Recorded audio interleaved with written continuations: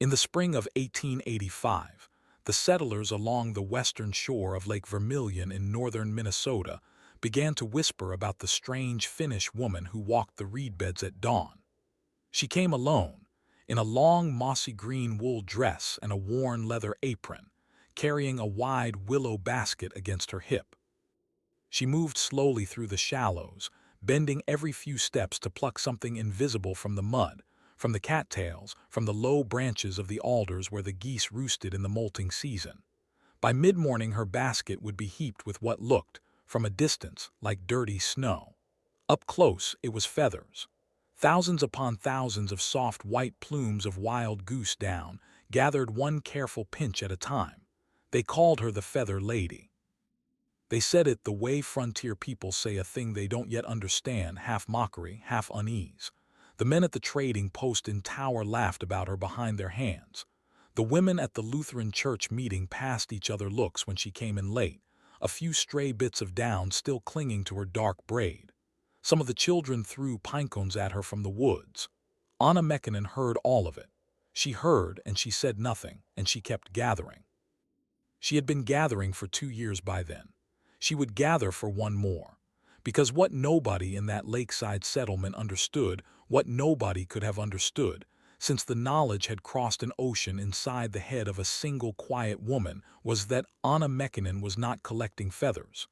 She was building a house, a particular kind of house.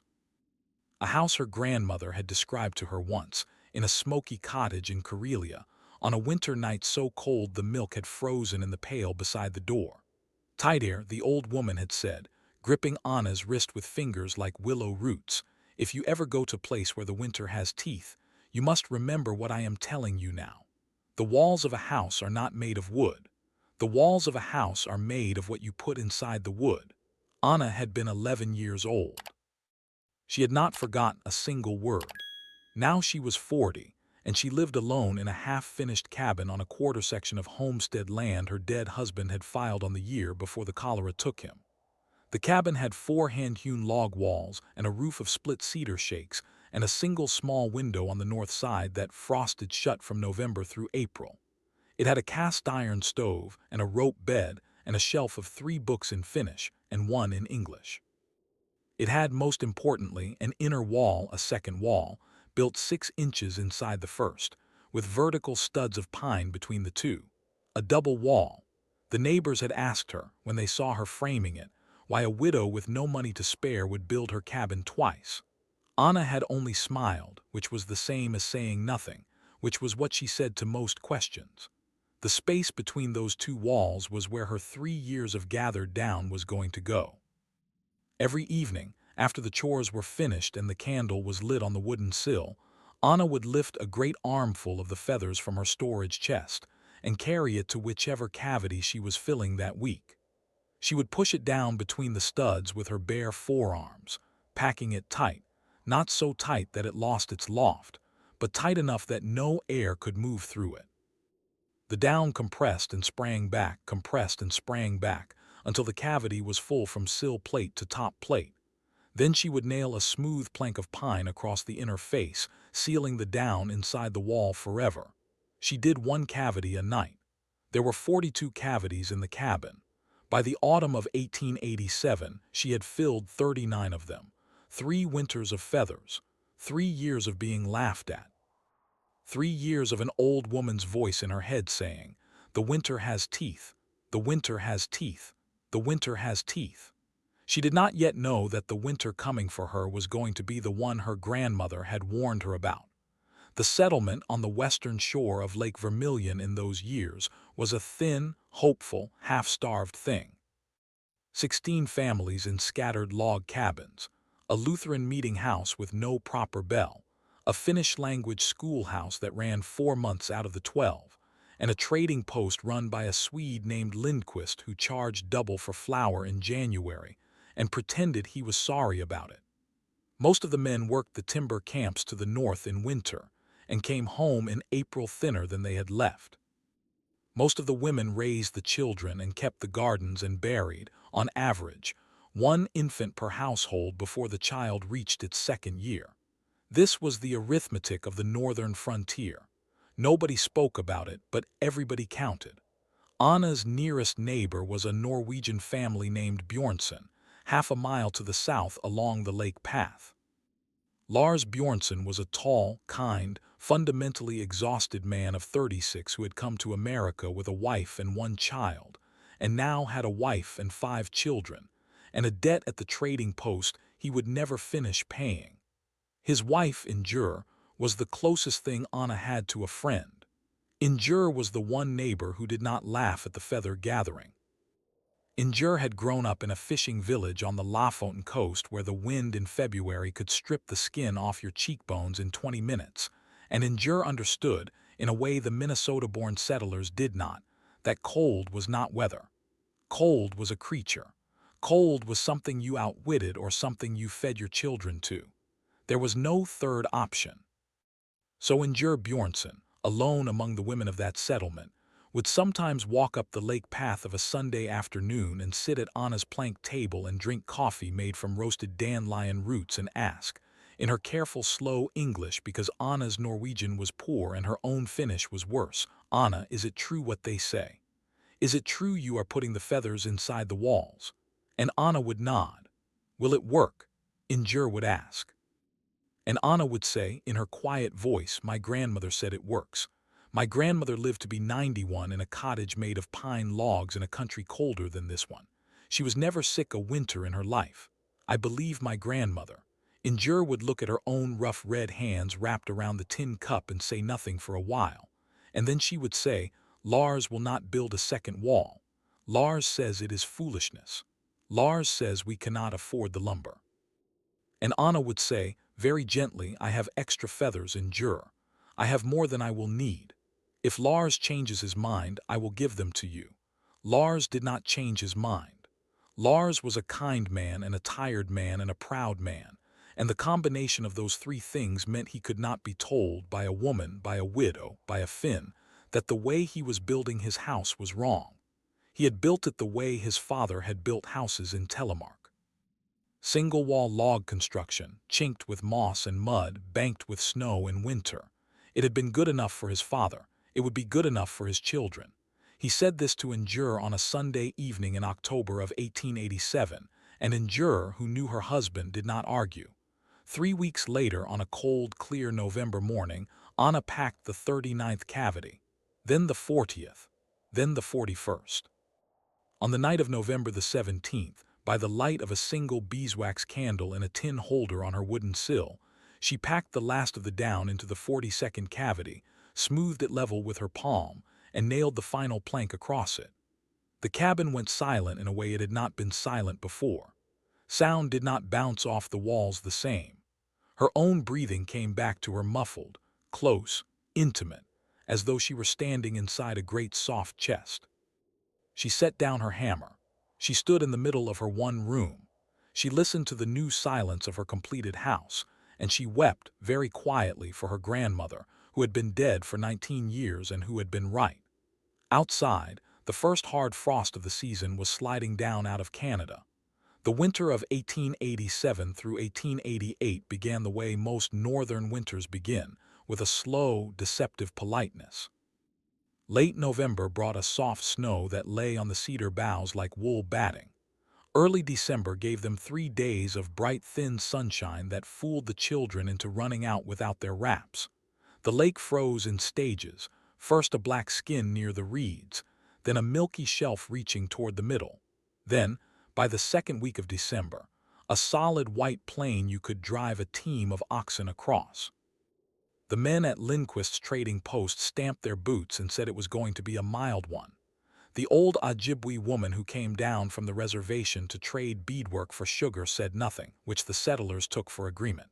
It was not agreement. It was the silence of a person who has seen what is coming and knows she will not be believed. Anna knew. Anna did not need to be told. Anna had been watching the geese.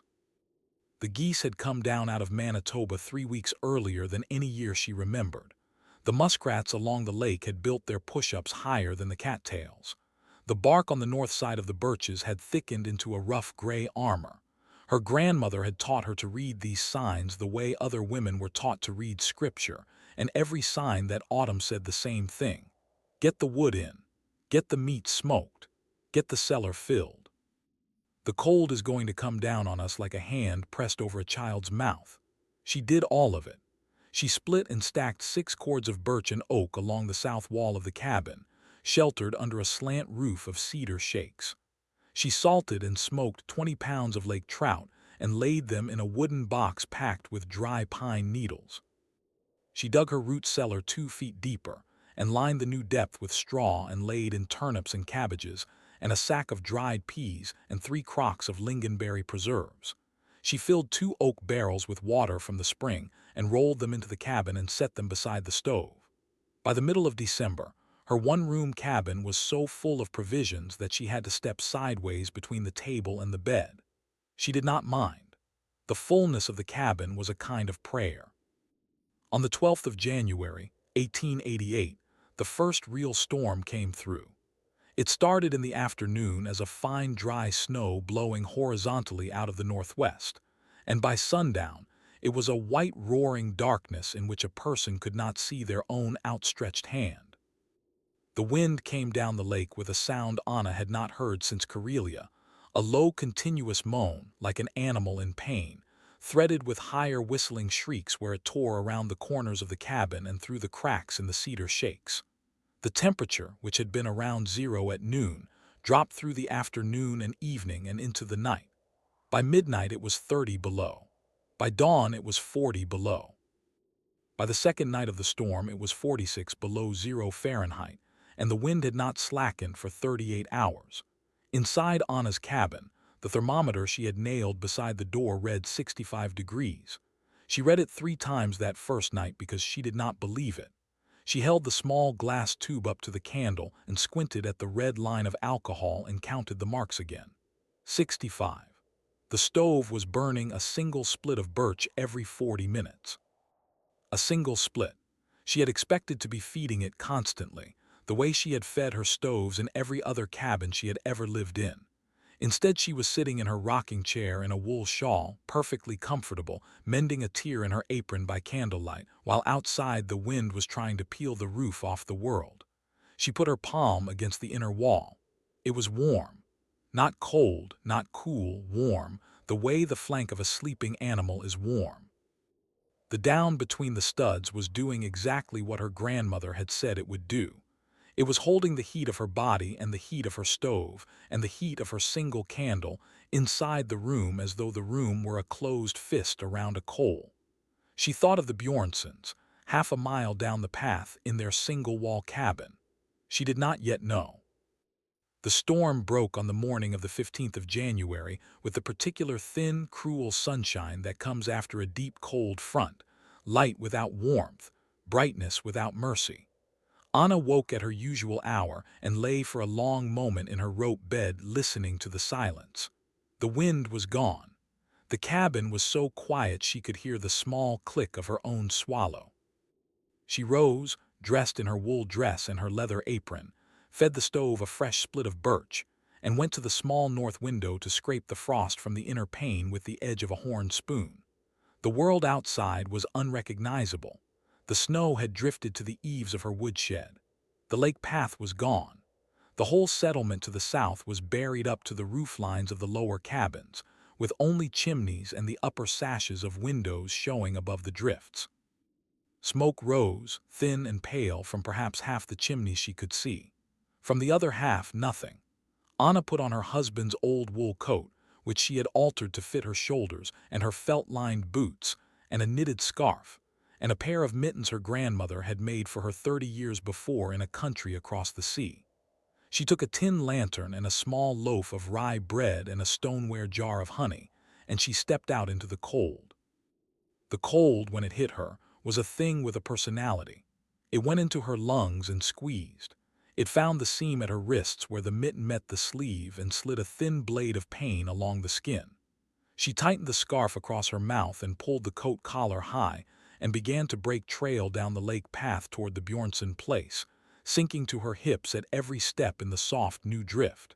It took her over an hour to cover the half-mile.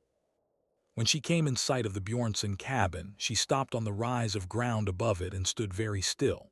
The chimney was not smoking. The door, which faced east toward the lake, was half buried in a drift, and there were no tracks in the snow around it. No tracks at all. Not a footprint, not a path to the woodpile, not the small dark dimples where the children would have run out to use the privy. The cabin sat in the white silence like an object that had been set down and forgotten. She made her way down the rise calling Injur's name. Her voice came out small and strangled by the scarf and the cold. She reached the door. She kicked away the drift with her boot until she could get her mitten on the iron latch. The latch was frozen. She breathed on it through her scarf and worked it back and forth and finally lifted it, and pushed the door inward against the resistance of more snow that had blown in under the threshold, and stepped into the cabin. The cold inside the cabin was the same as the cold outside. The stove was a cold black shape in the corner. There was a thin glaze of ice on the inside of the window. On the rope bed against the far wall lay Lars Bjornson, fully dressed in his coat and boots, with his two oldest children tucked under his arms, all three of them under a pile of every blanket and quilt the family owned. Injur was on the other side of the bed with the two youngest, a 4-year-old girl named Sigrid and a 16-month-old boy named Nut, pressed against her chest beneath a feather tick. The middle child, a boy of 7 named Olaf, was curled at the foot of the bed inside the wool coat that had been his father's. Injur was breathing. Lars was breathing. The two oldest were breathing. Olaf was breathing. Sigrid and Nut were not. Anna stood in the doorway with the loaf of rye bread under her arm and the jar of honey in her mitten, and she understood. In the way a person understands a thing they have feared their whole life and now must look at. What had happened in this cabin during the second night of the storm, when the fire had failed and the wind had found every chink, and a mother had lain awake for hours feeling the small bodies against her chest grow first cold, then colder, then still. What Anna did in the hours that followed she would later be unable to recount with any precision, because grief and cold do the same thing to memory.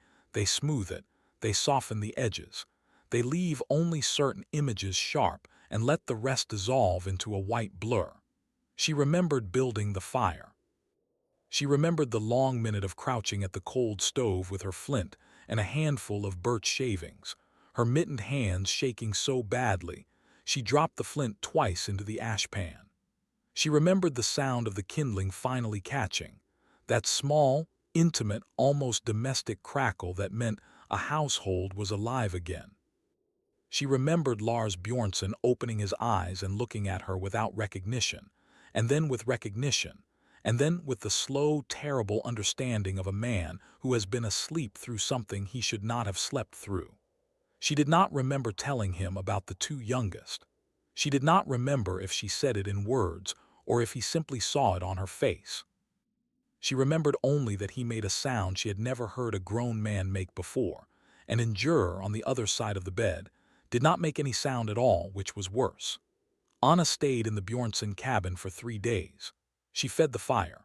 She melted snow in a pot and made a thin broth from a frozen rabbit she found hanging from a beam in the lean-to. She got the 3 surviving children to drink it, spoon by spoon, propped against her shoulder. She wrapped Sigrid and Nut in clean linen and laid them in the woodshed because the ground was frozen 4 feet deep and they could not be buried until April. She held Injur's hand at night while Injur lay on her back staring at the ceiling and did not weep, because the weeping had not yet come and would not come for many weeks. She kept the fire going. She kept the broth coming. She did the small mechanical work of keeping a family alive because Lars and Injur, in those first 3 days, could not do it themselves. On the 4th day, she walked back to her own cabin to fetch more provisions. She opened her door and stepped into a room that was 67 degrees Fahrenheit. The stove had been out for over 70 hours. The candle on the sill had burned itself down to a stub. The water in the 2 oak barrels beside the stove had a thin skin of ice across the top and nothing more. 67 degrees. The cabin had held its heat for 3 full days with no fire at all, the way a thermos holds the warmth of tea. the way a sleeping bird holds the warmth of its own small body inside its feathers. Anna sat down on the edge of her bed and put her face into her hands and cried for a long time. She cried for Sigrid, who had liked to braid the manes of the carved wooden horses Anna had whittled for her. She cried for Nut, who had only just learned to say her name, Anna, Anna, and who had pulled at her braid with his sticky small hand the last time he had sat on her lap. She cried for Endure, who would have to live the rest of her life with the memory of holding two small bodies through the long second night. She cried for Lars, who had been told and had not listened. She cried, finally and for a long time, for her own grandmother in Karelia, who had given her the gift of this knowledge and who would have understood, as Anna now understood, that a gift like this carries its own grief, because once you know how to save people, you also know exactly which people you did not save. She built up her fire. She filled a basket with smoked trout and a crock of lingonberry preserves and a sack of dried peas and a half loaf of rye bread. She put on her coat and her scarf and her grandmother's mittens. She went back down the lake path to the Bjornson cabin. The cold that winter killed 11 people in the settlement before the thaw came in April. 2 of them were Bjornson children. The other 9 were spread across 4 families, all of them in single-wall cabins, all of them within 2 miles of Anna's quiet, warm house with the feathers inside the walls. April came late that year. The thaw did not begin in earnest until the second week, and even then it came reluctantly, the snow softening by day and refreezing into a hard, glittering crust by night, so that the lake path was a treacherous slick of ice for 10 days before it gave way at last to the brown mud of true spring. The settlement emerged from its long burial the way settlements always emerge from a killing winter, quietly, without celebration, counting its losses. The Lutheran meeting house held 11 small services in 14 days. The graves were dug in the south-facing hill above the lake where the ground thawed first, and the men took turns with the pick and the shovel because no one family had the strength to bury its own dead alone. Anna attended every service. She stood at the back in her mossy green wool dress with a black ribbon pinned to her collar, and she did not weep at any of them, because she had done her weeping in her own cabin in February, and there was nothing left in her now but a quiet, steady ache that she understood would be with her for the rest of her life. Ingjur Bjornson stood beside her at the service for Sigrid and Nut, and the 2 women held hands through the whole of it without looking at each other, which was the only way either of them could get through the thing at all. It was after the services were finished, after the last grave was covered and the last hymn sung, that the settlement began to talk about Anna. The talk was not the old talk. The old talk had been laughter, the feather lady, the strange Finn, the widow who walked the reed beds at dawn picking up mold. The new talk was something else. It moved from cabin to cabin the way news of a marriage or a death moves quietly by way of women at washtubs and men at woodpiles. Did you hear what Lindquist said? The Meccanin cabin held at 65 degrees through the whole storm. 1 stick of birch every 40 minutes. No frostbite, no chilblains, nothing. The men who had laughed loudest in the trading post stopped laughing. Lars Bjornson, who had refused to build a second wall, began to walk up the lake path on Sunday afternoons and stand outside Anna's cabin and look at the way the logs were notched and the way the planks were nailed, saying nothing, his hat in his hands. By the middle of May, 4 families in the settlement had asked Anna if she would show them how the feathers were packed. By the middle of June, she had helped 3 of those families begin the framing of inner walls. She did the work the way she did everything, quietly, methodically, without payment, without sermon. She showed them how to pack the down tight enough to seal the air but loose enough to keep its loft.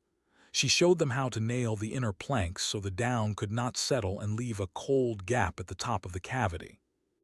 She gave away nearly half of her own remaining stockpile of feathers that summer, because the families who had lost children could not be expected to spend 3 years gathering before they could sleep warm again. By the autumn of 1888, 6 cabins in the settlement on the western shore of Lake Vermilion had double walls packed with wild goose down. By the autumn of 1889, the number was 11. The trading post at Tower began to stock a particular grade of unbleached cotton, ticking that the women used to make sleeves for the down, because Anna had taught them that the feathers packed better if they were first sewn into long, loose tubes and then laid in the cavity in courses, like the bricks of a soft, warm wall. The story might have ended there. It would have been a quieter ending, and a happier one, and a great many of the things that came afterward would never have happened.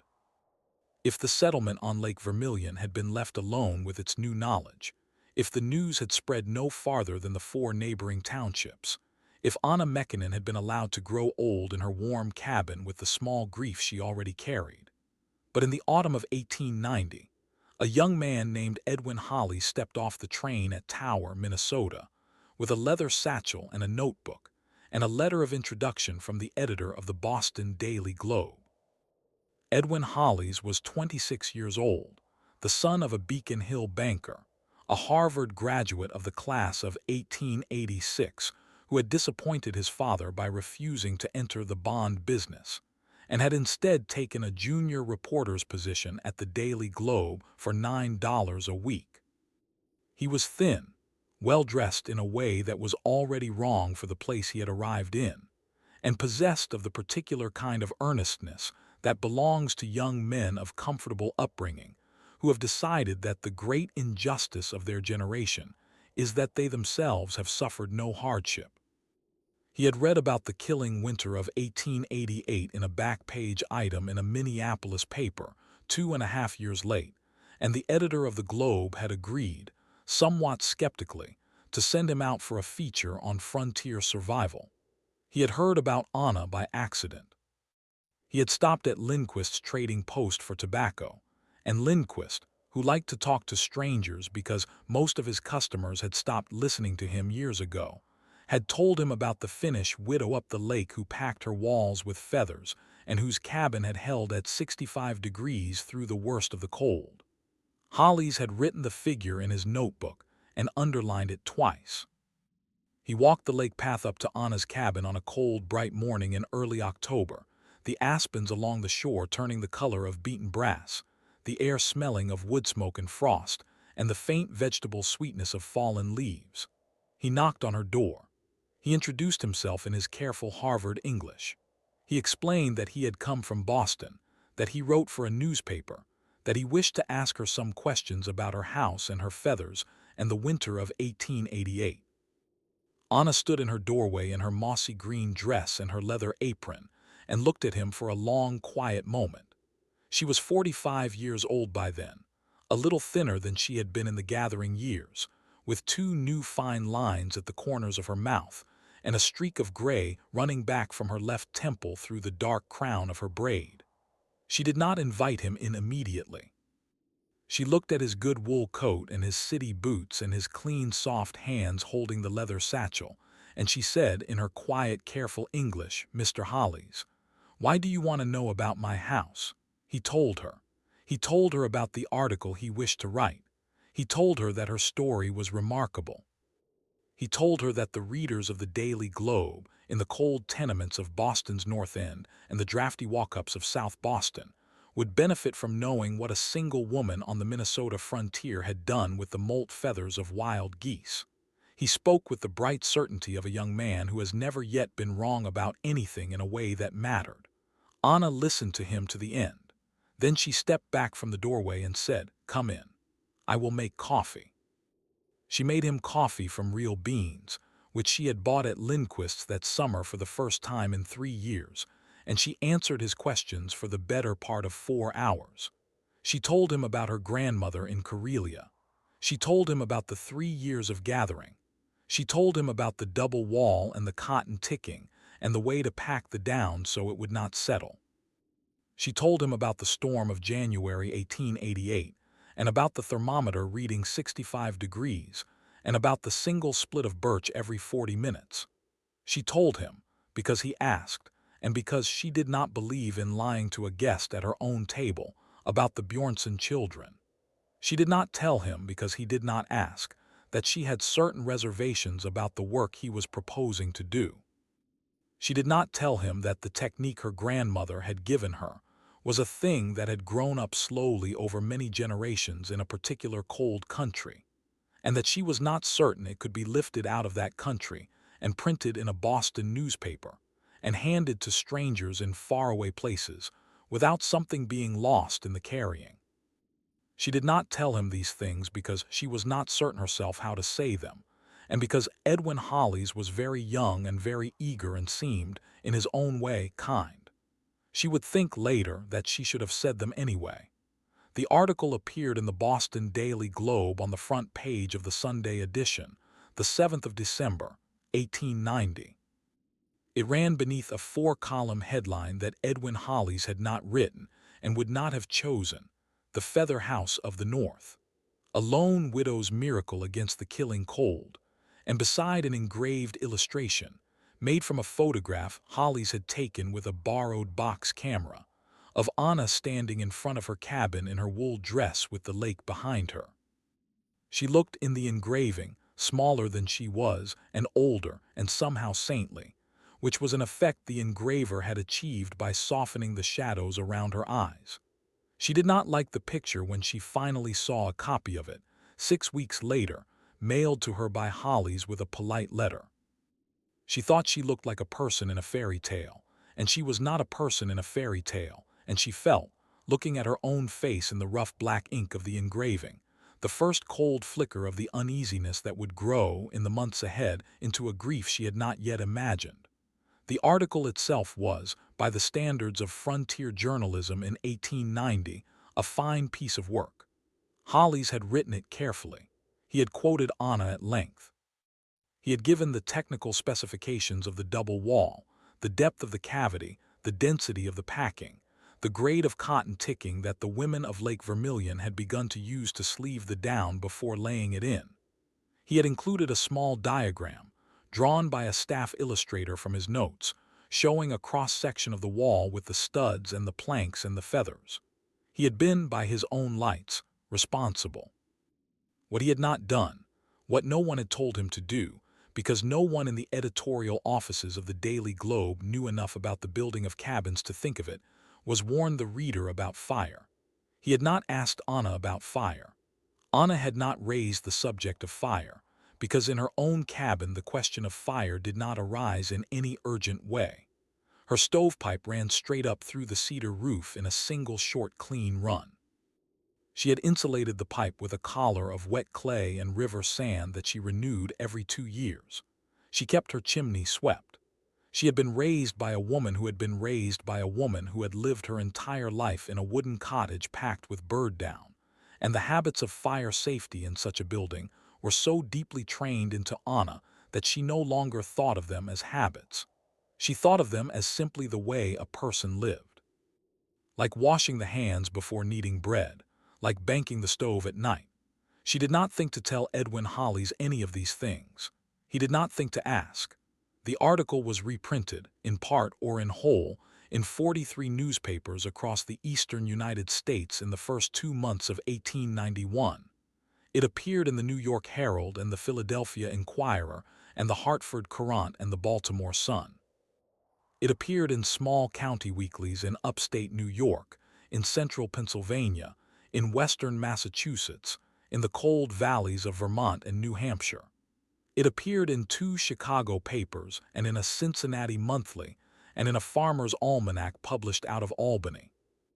In every printing, the headline was some variant of the original: "The Feather House," "The Widow's Miracle," "How One Woman Beat the Cold," and in every printing the diagram of the wall was reproduced, and in every printing the figure of 65 degrees was set in bold type. What the reprintings left out, almost without exception, was the 4-hour conversation behind the article. They left out Anna's care. They left out her grandmother's 3 generations of refinement. They left out the cotton ticking in many cases because the engravers found it difficult to render. They left out, above all, the long invisible web of small habits, the clay ensign collar on the stovepipe, the regular sweeping of the chimney, the banking of the stove that made the technique safe in the hands of a woman who had been trained for it from childhood. What the reprintings printed was a recipe. Pack your walls with feathers. Your house will be warm. By March of 1891, Men across the northeastern United States were beginning to gather feathers.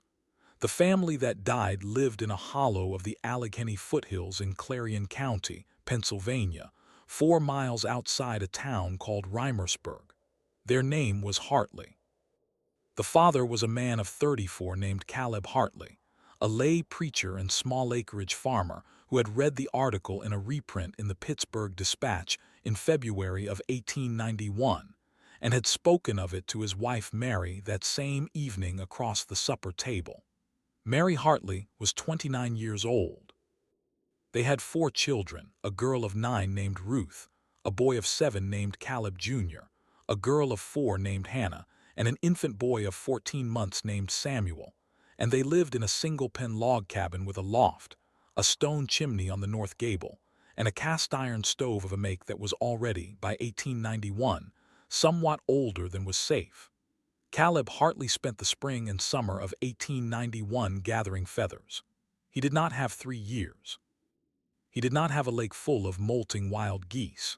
He had a flock of 22 domestic ducks and a neighbor's flock of 60 laying hens, and he bought the feathers off the neighbor for $1.25 a bushel, and he plucked his own ducks twice through the molt, and he gathered by November perhaps a third of what Anna Mekinen had gathered in 3 patient years along the shore of Lake Vermilion. It was not enough to fill the walls of his cabin properly. He packed it loosely. He mixed it with dry sawdust and dry corn shucks to stretch it.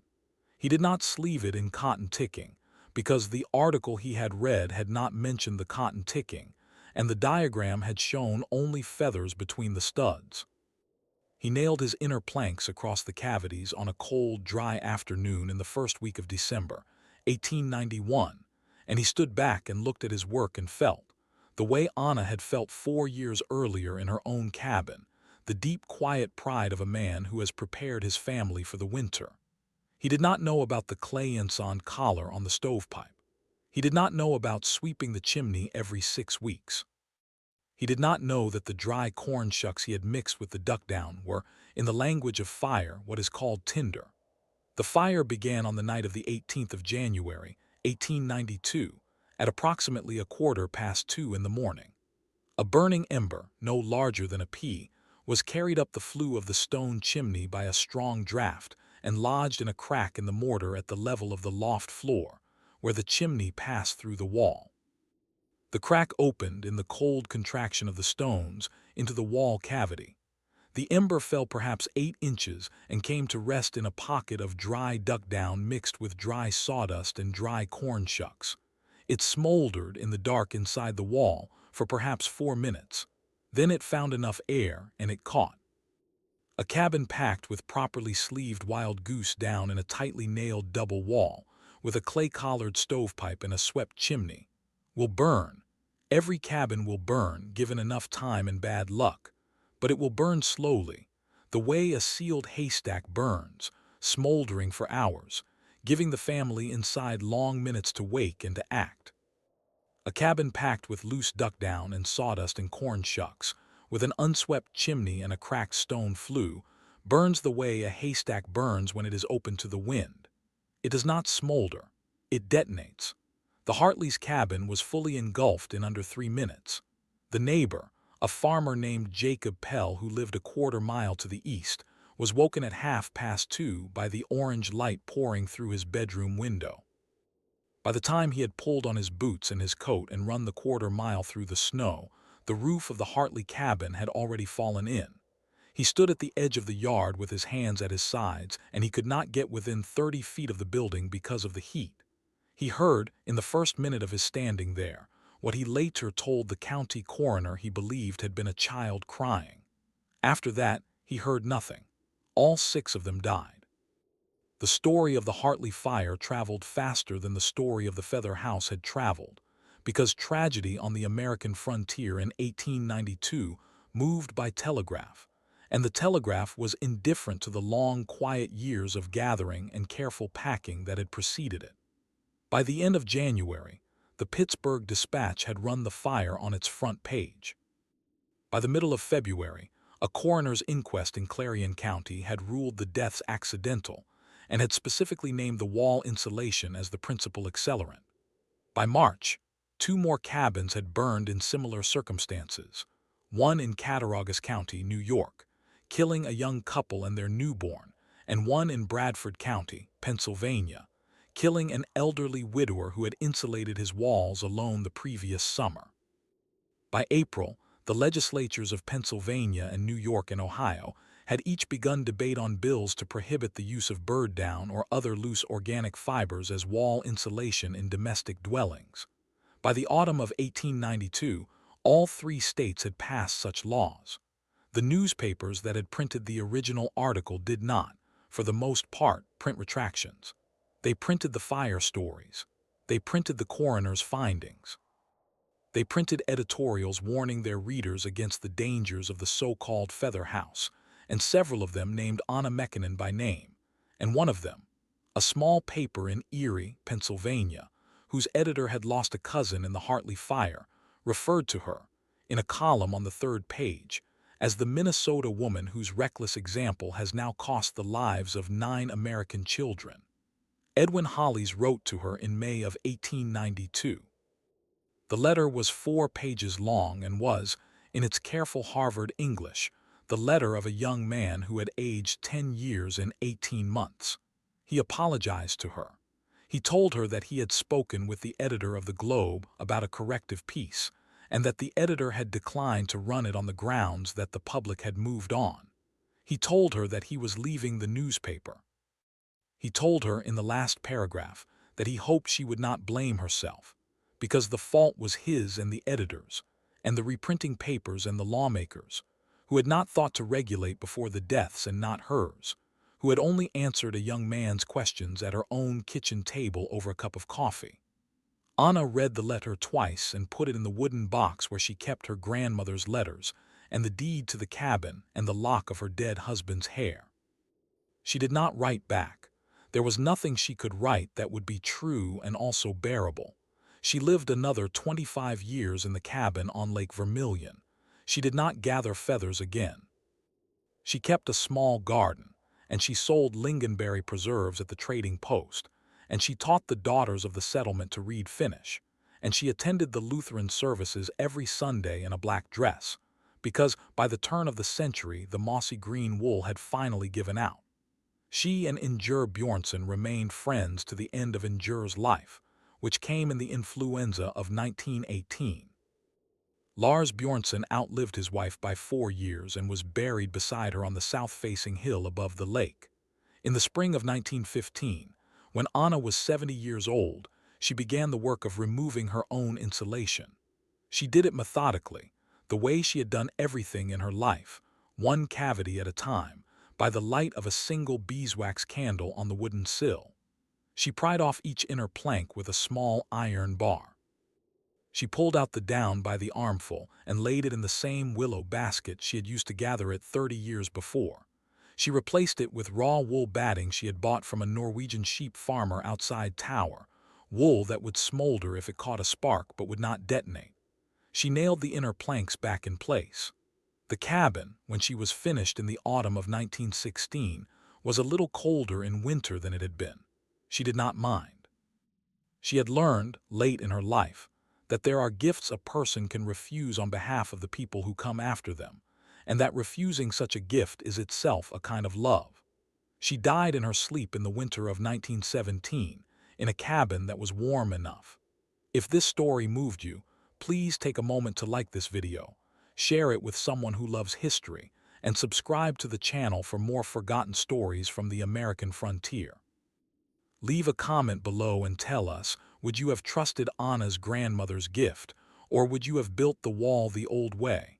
We read every comment, and the conversations in the comments section are often the best part of the week.